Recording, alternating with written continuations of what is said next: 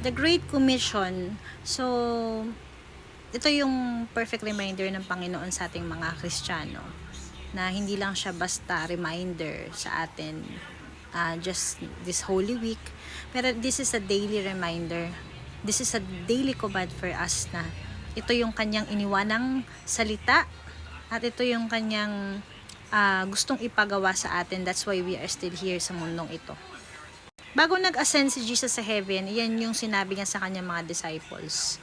Diba? Sabi nga niya na, and Matthew 28 verses 18 to 20, and Jesus came and said to them, all authority in heaven and earth has been given to me.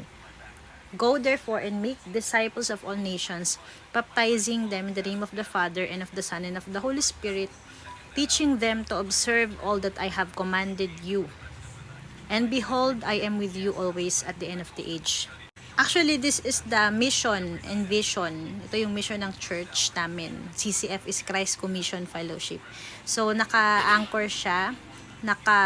From the root word itself, commission. Diba? So, ang command talaga ng Lord is ito. Ito yung bawat purpose ng isang Kristiyano, to go and make disciples. So, para ka mag-make disciples, first of all, the verb is to go. Kailangan mong humayo. Kailangan mong kumilos, 'di ba? Kailangan mong mag-step up talaga. And hindi ito for selected people only, like pastors or mga leaders or elders sa church, but this is a command for every believer. Ako before nag-start po ako mag-handle ng sarili kong small group, ng mga women's group for almost a decade na, mahigit. Single pa ako noon, way back 2013 siguro. Bago pa lang din akong Christian, pero I stepped up.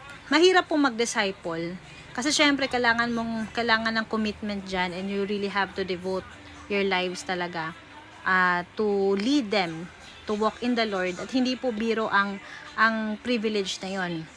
Kailangan i-examine mo din mabuti yung buhay mo, kasi ikaw ang role model, ikaw ang nagtuturo sa kanila. So, pero hindi naman po kinuman ni Jesus na you must be perfect first bago ka mag-disciple, kasi lahat naman tayo hindi perfect. And the good news is the Lord can still use us in spite of our imperfections, 'di ba?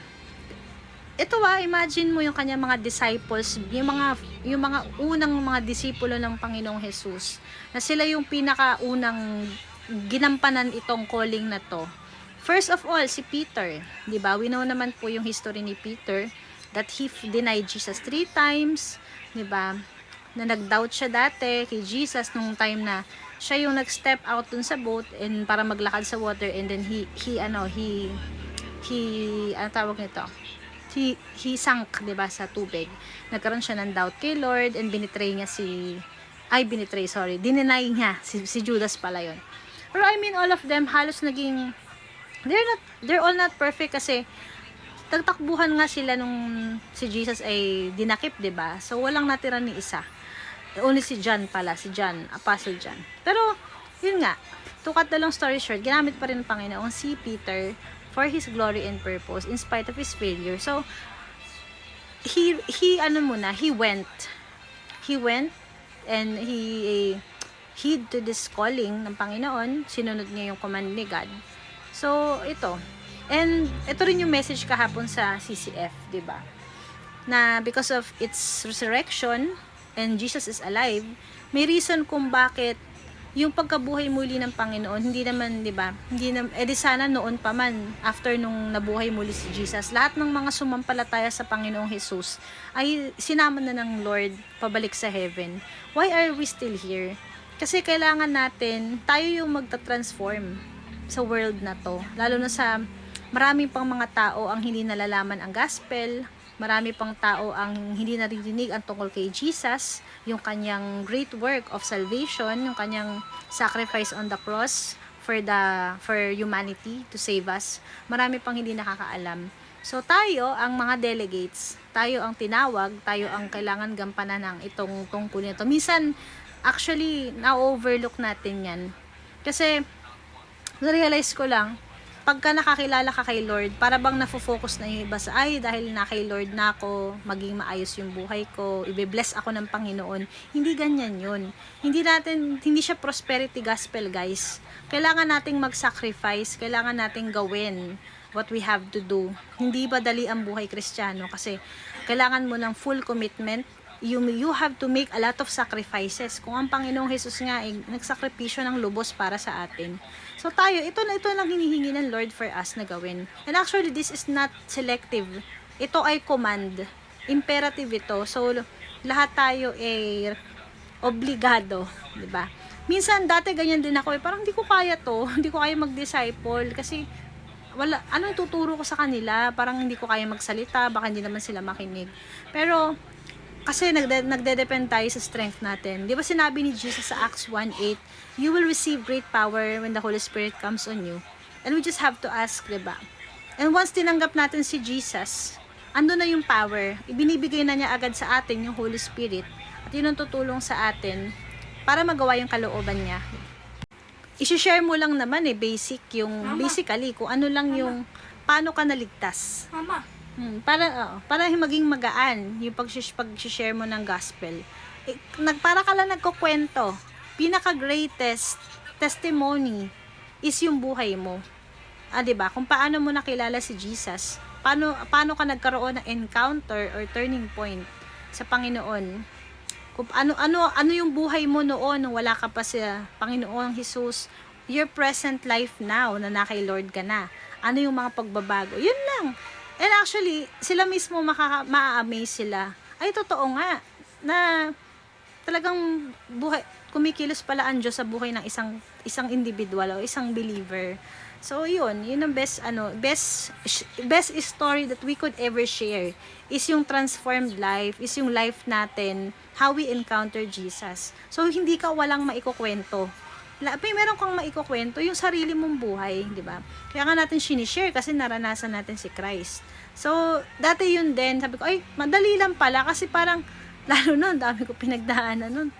Ang dami kong ang kasalanang nagawa kay Lord. So, doon pa lang, sinishare ko, napaka-gracious ni God. Hindi naman specifically yung talagang, syempre you also have to share, lalo na sa hindi pa talaga naintindihan yung gospel na namatay si Jesus, pumarito siya sa lupa para iligtas tayong makasalanan, nagkatawang tao, etc. etc. Ano lang basic yun, foundation of the gospel. Yun yung core of the gospel pala. Kailangan sabihin pa rin natin yun. Pero mas maganda, and after that, dugtungan mo lang siya gaya ng naranasan ko. Kasi ako noon, wala pa ako sa Panginoon, ganyan. Paano mo nakilala si Jesus? So, napaka-basic lang. Namatay si Jesus, pumunta siya dito, nagkatawang tao, nagsakripisyo siya para sa ating mga kasalanan. Siya ang umako ng mga kasalanan natin at after ng 3 days na buhay siyang muli para i-fulfill yung ating salvation. Kasi kung hindi naman nabuhay muli si Jesus, napaka futile yung faith natin. Walang basihan yung faith natin. Para lang tayong umaasa sa wala. So, kaya siya nabuhay muli. Yun yung guarantee ng ating kaligtasan. Yun yung pinanghahawakan natin. Kaya nga tayo, bakit mo ipaglalaban itong gospel? Kasi totoo siya. Kasi nabuhay si Jesus para isa katuparan yung ating kaligtasan. So, yun. Diba? Una mong share ng gospel, pag bagong believer ka, first and foremost is yung family mo. Siyempre, ang pinaka-importante sa lahat is family first talaga.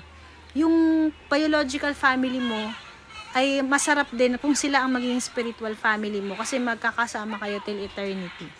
And then, the people around you, masibulan mo sa family mo, relatives, ganyan, close friends, loved ones, workmates, and pinakahuli strangers. Pero actually, wala namang specific degree. Basta kahit sinong hipuin ng Panginoon or i-impress ni Lord sa'yo, na bahagian mo ng gospel, sundin po natin yung prompt ni Lord, di ba? Ang sarap kasi na maging bahagi ka ng advancement ng kingdom at maging part ka ng revolution, di ba, na matransform yung world. Maging part ka ng great work ni God. Yung privilege yan na tayo ay gamitin ng Panginoon, di ba? For His glory and honor. Kasi yan talaga yung masasabi natin job well done. At yan yung calling, purpose natin kung bakit tayo nandito. So, ayun. Sana po bigyan tayo ni Lord ng strength and grace para magawa ito. na ma-share ang gospel kasi yun po yung kanyang pinagagawa para sa atin.